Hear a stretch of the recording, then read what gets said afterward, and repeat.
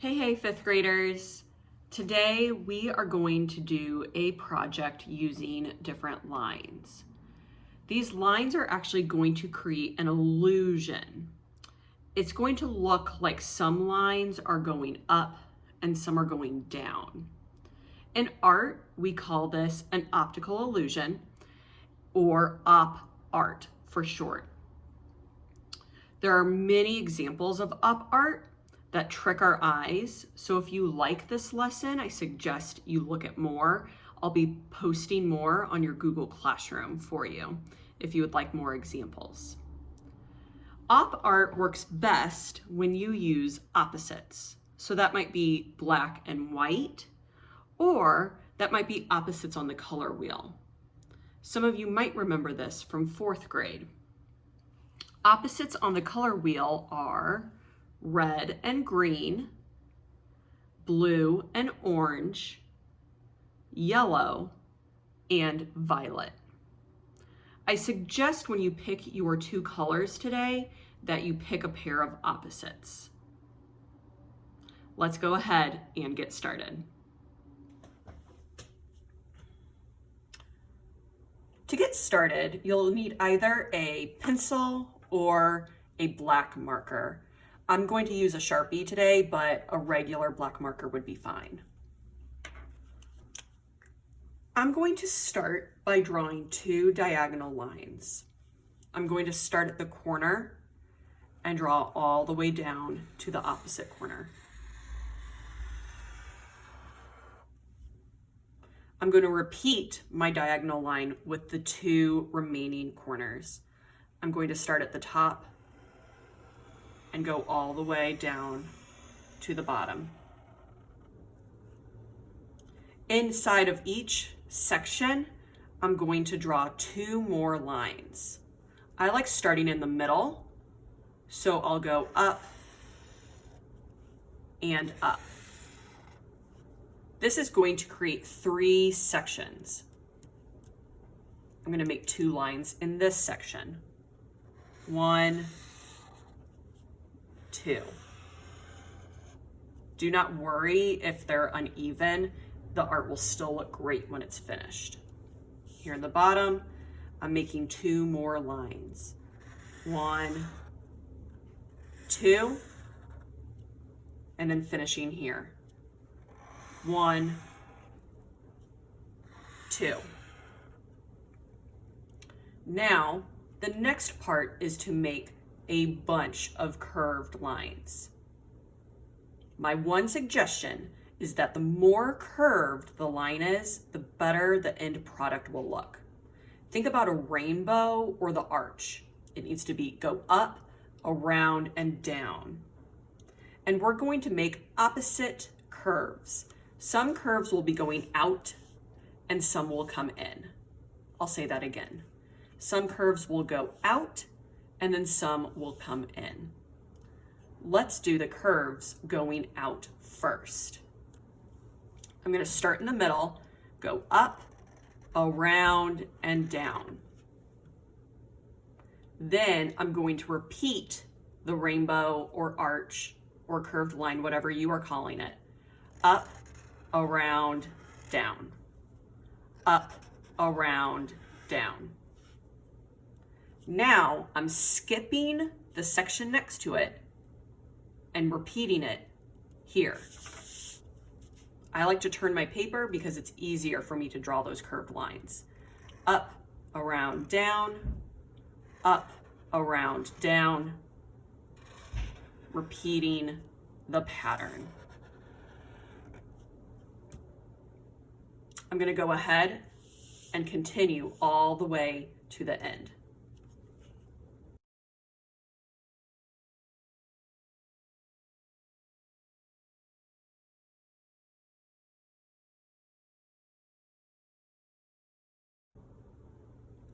Now that I have my first set of curved lines curving out, I'm going to create a set of curved lines coming in all of the blank spaces. I find this is easier if I start at the edge of the paper instead of the center. At the edge, I'm going to curve around and down. just like this. Around and down, around, down, and so forth. Now we'll repeat the same process in this section. I'll start at the edge, around and down, and move in towards the center. Remember, the bigger the curve, the better this will look at the end. I'm going to go ahead and finish this off.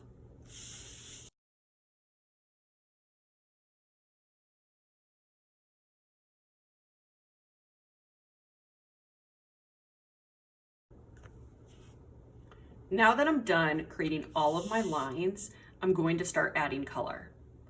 I'm going to show you two different ways to add color. You can use both of these methods or choose the one you like better. For method number one, I'm going to start with my crayons. I'm choosing the two opposite colors, orange and blue. When I pick my orange crayon, I'm going to start at the edge and use dark value, press hard, then press light, and then straight down the middle, we're going to leave white. So it looks like the light is reflecting off the top. I'll start at the edge, draw hard, and then light. Hard and light, hard, light, hard, light. I'm going to do the same process along this edge. Hard, light, hard, light, hard, light, just like this. You should see a white line straight down the middle. It's very important that you keep that white. I'm going to repeat this. I'm going to skip one and repeat it in this section. Dark, light, dark, light, all the way to the center.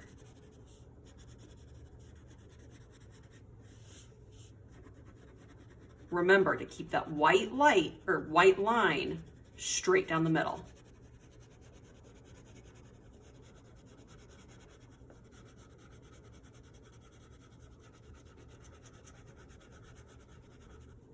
I'm going to repeat this process going all the way around, skipping one section in between.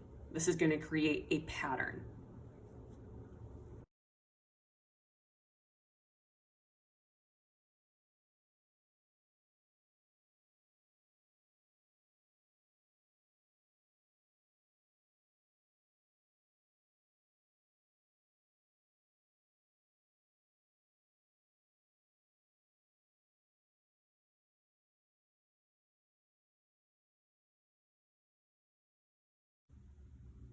Now that I'm done with this, I'm going to show you a different method of coloring these in. If you like doing this, you can go ahead and fill these sections in exactly the same with a different color. I would be using blue since it's opposite. If you would like to use marker instead, I'll show you a way to do that. I'm going to go ahead and get my blue marker, and I'm going to start coloring in every other section blue. Some sections I'm going to leave white. I'll start in the middle, blue, white, blue.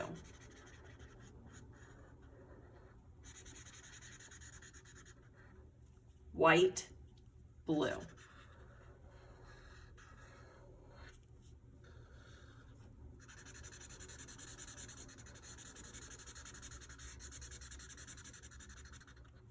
Now, I'll repeat that here. Start in the middle with blue, white, blue. I'm doing the outsides first so it's quicker to color inside. Back and forth. Blue, white, blue, white, blue.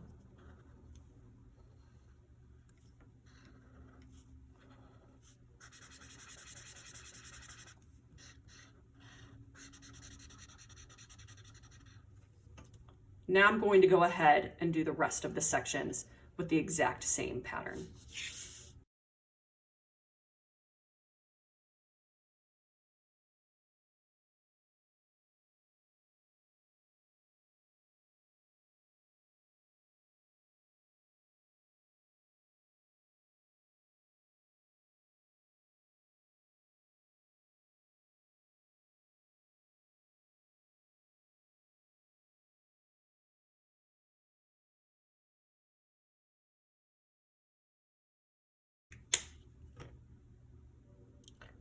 Now that I'm finished coloring the blue, it's time for the very, very last step.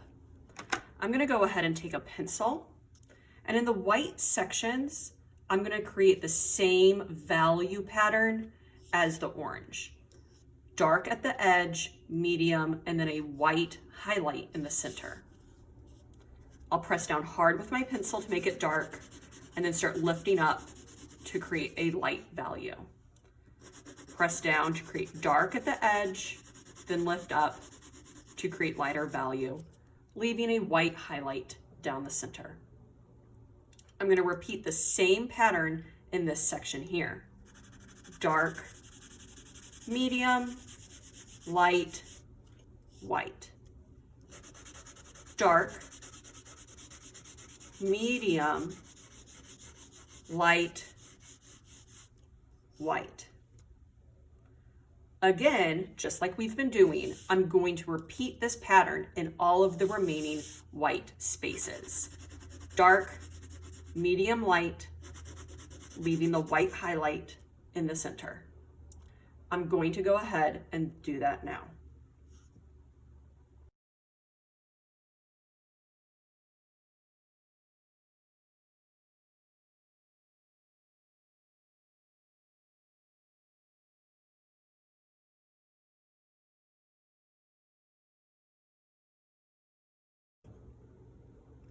When you are finished, your art might look something like this. I find these really, really satisfying to draw and then shade in. It does require you to take your time and to follow directions. I hope you have a lot of fun doing this 5th grade. See you next time.